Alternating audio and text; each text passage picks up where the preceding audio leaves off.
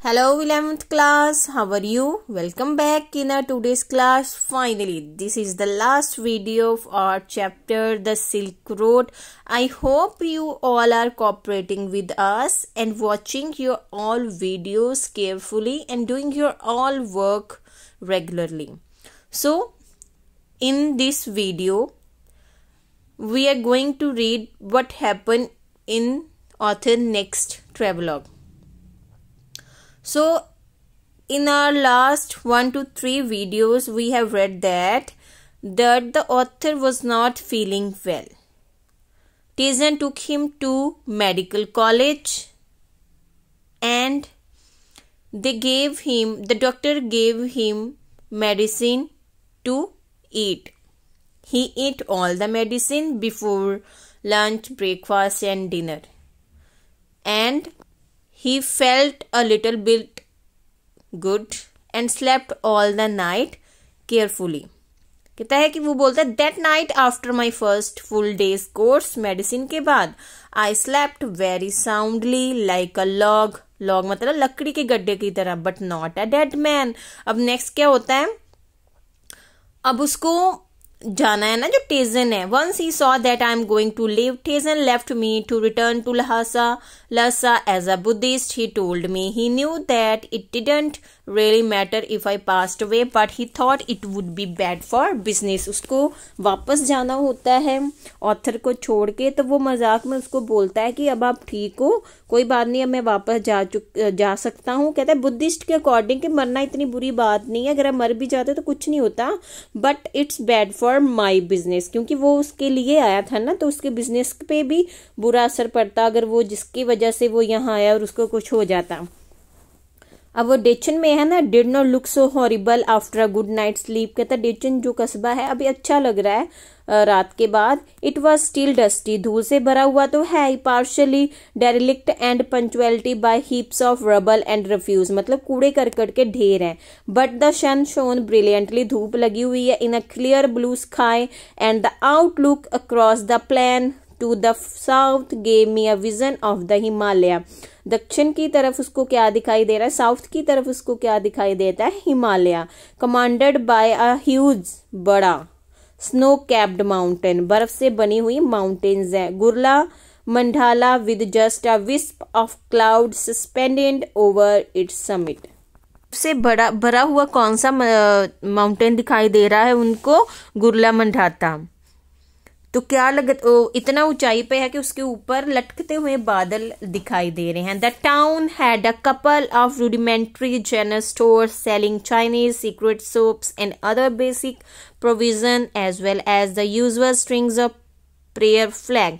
कहता है कि डेचन में जो कस्बा है 2-3 करियाने की शॉप्स भी हैं जहां पे चीनी, सिगरेट, साबुन तथा दूसरी और भी जो छोटी मोटी चीजें हैं ना वो भी मिलती हैं. और क्या मिलता है, एक धागा, प्रार्थना करने वाली झंडियां वो भी मिलती हैं.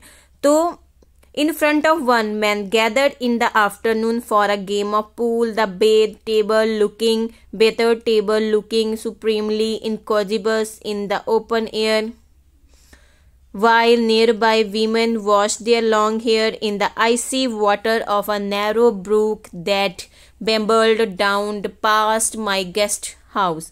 तो कहता है उसके पास में ही दूसरी दुकानें भी हैं जहां पे आदमी लोग क्या कर रहे हैं, बिलियर्ड गेम है एक, उसको खेलने के लिए इकट्ठे होते हैं. तो उन्होंने टेबल भी लगाया हुआ है टूटा फूटा सा और वो बेतुका सा लग रहा है. कहता अच्छा नहीं लग रहा है. और उसके पास में क्या कर रही हैं जो औरतें हैं, वो अपने लंबे लंबे काले बाल ठंडे पानी में धोती हुई दिखाई दे रही हैं और पानी कलकल करता बहता जा रहा है. Tizian felt relaxed and unhurried, but for me it came with the significant drawback. There was no pilgrim. Pilgrim क्या होता है, तीर्थ यात्रा. कहता है जो Tizian कस्बा है वो रिलैक्स है, शांत है, जल्दबाजी नहीं कि भागता फिरता नहीं है लोग इतने ज्यादा जैसे शहरों में होता है. तो मेरे लिए कहता मतलब कि मुझे थोड़ी सी कमी महसूस हो रही थी ना, ड्रॉबैक मतलब कमी महसूस, क्योंकि वो किसी और इरादे से आया था ना.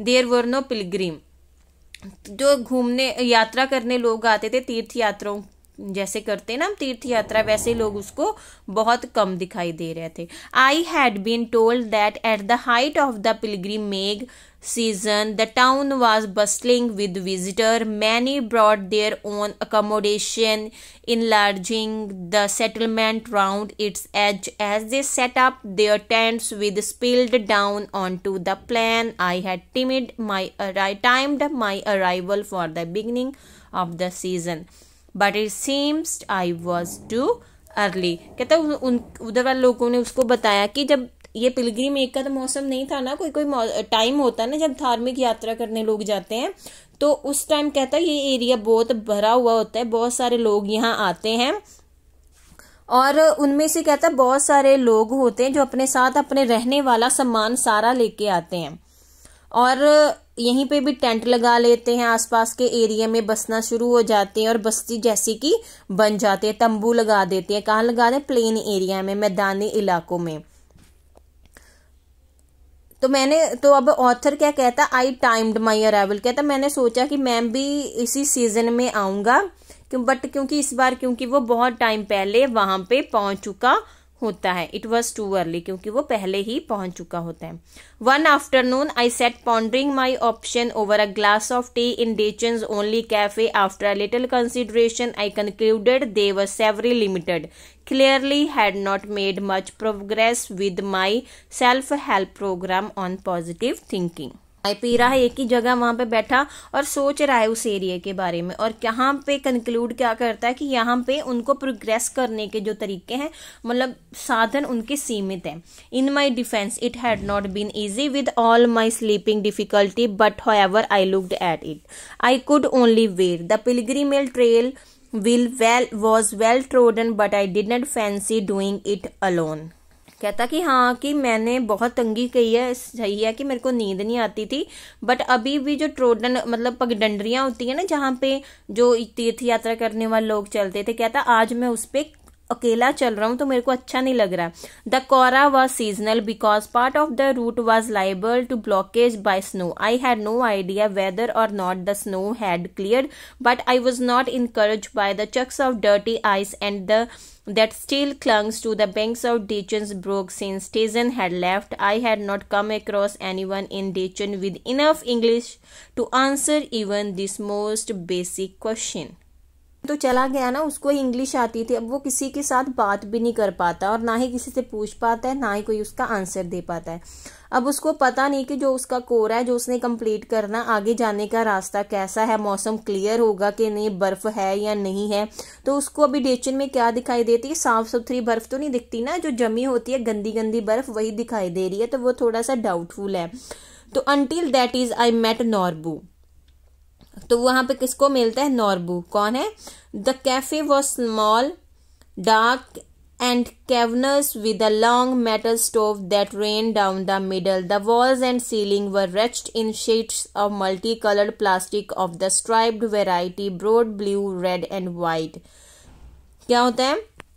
चाय पीने वाला छोटा सा कैफे है और छोटा सा है, गुफा के समान है, लंबा सा, उसके अंदर एक चूल्हा बना हुआ है जहाँ पे वो अपनी चाय बनाते हैं। दीवारें कैसी हैं? प्लास्टिक की, मतलब प्लास्टिक कवर से ढकी हुई हैं, और जो स्ट्राइप्ड वाली प्लास्टिक है, मतलब धारीदार है, और उनके colour blue, red and white हैं। के कहते हैं ना थैले भी बनते हैं जो आजकल काफ़ी खरीदे जा सकते हैं, तो इसको परफेक्ट माना जाता है अगर आपने इसमें सामान लेना चाहता है, लेके जाना होता है। The cafe had a single window beside which I had taken a position so that I could see the pages of my notebook. I had also brought a novel with me to help pass the time. कहता है कि उसी cafe में बैठ के वो एक खिड़की के पास अपनी जगह ले लेता है और अपनी नोटबुक के, जो उसके पास नोटबुक होती है जहाँ पे वो सारा नोट करता है, उसके पन्नों को पलट के देखता है, और एक उसके पास नॉवल भी होता है, और जो जिसको वो पढ़ के अपना जो टाइम है पास भी कर सकता है। I had also brought a novel with me to help pass the time. Norbu saw my book when he came in and asked with a gesture if he could sit opposite me at my rickety table. You English? He inquired after he had ordered tea. I told him I was, and we struck up a conversation. Norbu जो आदमी है उसको वहीं पे मिलता है, उसी cafe में मिलता है।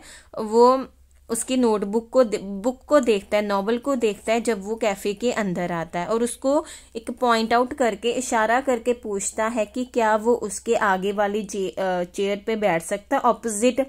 तो वो उसके पूछता है कि क्या आप अंग्रेजी हो, और उसने चाय का ऑर्डर देता है, वो चाय का ऑर्डर देता है। फिर उस ऑथर से पूछता है कि क्या आप इंग्लिश हो, तो ऑथर उसके आंसर देता है कि यस आई एम इंग्लिश।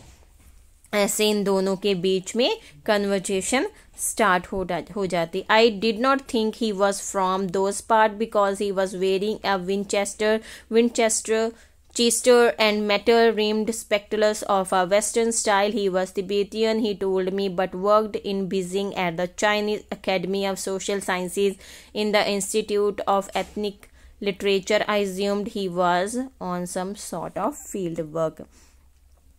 मेरे को उसको देखने के बाद ही पता चल गया था कि वो यहाँ का नहीं है, क्योंकि उसने विंचेस्टर के पश्चिमी टाइप की जो बनी हुई थी ना, उसने चश्मा पहना हुआ था। बट उसको बताता है उसको ऑथर को कि वो क्या है, तिब्बतियन है, बट वो काम कहाँ करता है, बीजिंग में, और एथनिक लिटरेचर के रूप में वो वहाँ पे काम करता है। एक चाइनीज़ एकेडमी है सोशल साइंस की, तो वहाँ में वो काम करता है। तो मेरे को लगा कि शायद वो वहाँ पे भी अपने कोई काम को लेकर आया होगा। कौन सोचता है ये, ऑथर।